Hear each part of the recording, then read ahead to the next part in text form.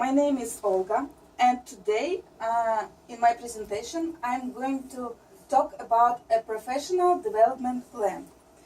But first of all, what is a professional development plan? Simply, it's a written document which you can use to set your goals and clearly see what do you need to do to reach your goals. Also, you can understand your strengths and weaknesses, your likes, dislikes, and your passions. In other words, a professional development plan will help you to structure your thinking, because many people just have plans in their heads. They are thinking about it, and that's it. But if you just thinking, you can miss some important details, and you just don't have a realistic strategy to follow. That's why it's very important to have a professional development plan. And right now, I will explain how it works by using my own example.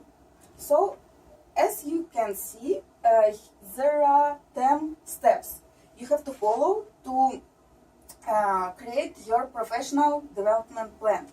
And first step is self-analysis. When you do this step, it's very important to be honest with yourself and write down your strengths and your weaknesses and your level of skills and experience. For example, for me, I know that I have a lot of experience in customer service, and I have a lot of experience working with drugs. As in my country, I was a pharmacy technician, so I quite enjoyed working with people. It's my advantage. And also, I'm very organized and accurate. I can work independently and as a member of the team. And also, I can learn quickly new things, especially technology stuff. About my weaknesses, of course, first of all, it's English. I think it's like all immigrants have problems with communication skills. So I have to work really hard to improve my English.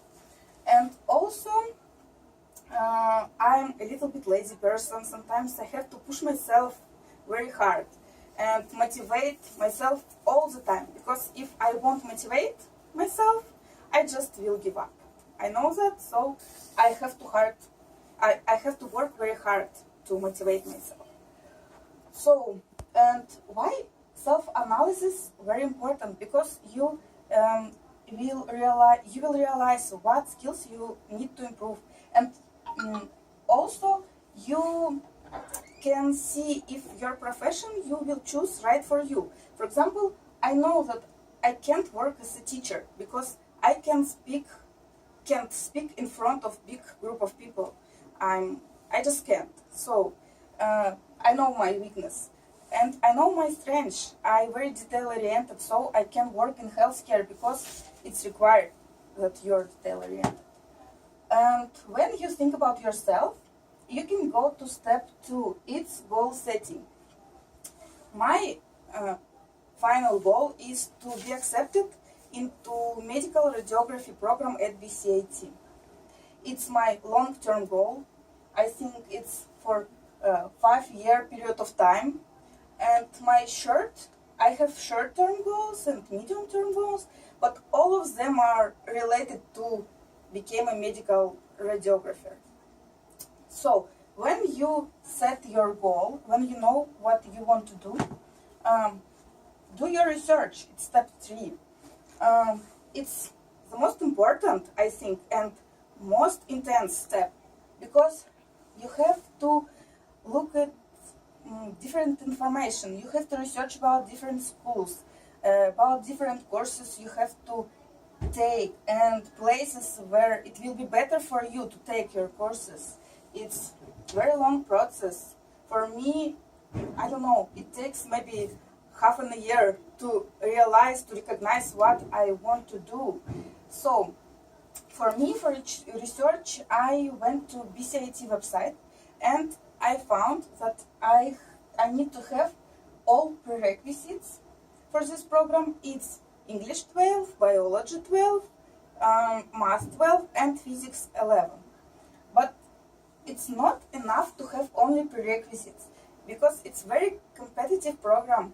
It's, I know, a lot of applicants and few seats every year. So they will give preference to the people who have related work experience and post-secondary education. So when you done my research, it's time to go to step 4. It's decision making. In other words, it's your way to go, because every person have multiple ways. For me, I'm a realistic person, and even though I want to go to BCAT right now, I just know I'm not ready for this step right now. Because as I told you, it's a very competitive program, around 300 applicants and only 32 seats every year. So more than 10 people for one seat, it's not possible for me, because I don't have some prerequisites and I don't have work experience in healthcare. I have post-secondary, I'm lucky, but I have to evaluate my diploma from my country. So instead of go to BCAT right away, I decided to take healthcare assistant program here at VCC. Why? Because it's the easiest, fastest, and cheapest way to become familiar with healthcare. So it's 6 months diploma here, and it doesn't require a lot of prerequisites. Only English 10, which is equivalent of Pathway 7, and 2 certificates, First Aid and Food Safe Level 1. It's one-day courses, and I can take it on any Saturday. So I already can take this, apply for this course. So it's my decision making. First, take healthcare assistant program, gain some experience to support my application, and then apply. So after that, it's step 5, set action items. Yeah, you have to be very detailed and very accurate and create a realistic action plan. For me right now, I study English in Pathway Level 8. Hopefully I will finish it successfully in March, and I will apply for healthcare assistant in April, because I already have prerequisites. I have 2 certificates, First Aid and Food Safe, and I already in Pathway 8. It's enough for this program. And also, I don't want to waste time from April to September, because healthcare assistant will start in September this year.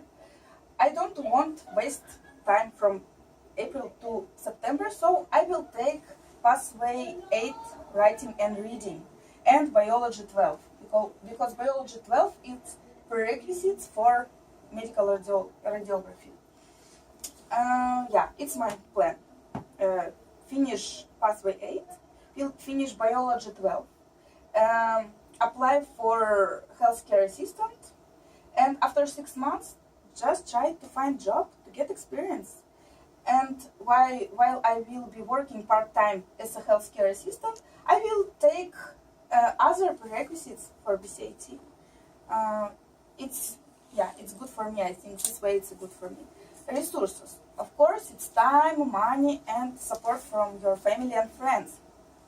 About time, yeah, I have trouble to find time to study, because I have family, I have husband, and I have a small child. And if you have children, you know how difficult it's to find time to study. So time, yeah, it's a resource that I need right now. Money also, yeah, I have to start working as soon as possible to help my husband to make money, because we need money to pay our bills, to pay for daycare, to pay our apartment. So I think for healthcare assistant, we can find money because we have savings. But for medical radiography, I think I will take student loan, because it's a very expensive program. Support, yeah, it's resource I have. I have a lot of support from my husband. He always supported me, and if I will struggle with time, probably we will sponsor our my mom to help us when I will be studying. Deadlines. It's important to have deadlines. You have to create schedule when your courses will start, when your courses will finish, and follow your schedule. Yeah, because you will make commitment with yourself. When you clearly see the dates, it's easier to follow and yeah, make your decisions. Next step 8, it's execution. It's actually doing part. So right now I think I'm doing it. I'm studying English. It's a big step for me. And I want to stop. So I'm doing my plan. And I have support from my family. Step 9 is revision. So revision, you have to revise all the time your plan because everything changes all the time. Maybe for me, I want to go to medical radiography. Maybe they will change the prerequisites. Maybe they will add some, I don't know, things we have to do to enter the program. So I have to check all the time. And tracking, it's also very important part because without tracking, your plan can be useless. So you have to check, you have to see where you are and see your progress. And yeah, I think that's all. Thank you for your attention. Thank you for listening to me. And like a conclusion, I have to say that a professional development plan, it's very important for each person. Just to put together all the thinking and create a plan. Simple, clear plan to follow. Thank you. Do you have any question? No, thank you. Thank you. Thank you. I'll tell.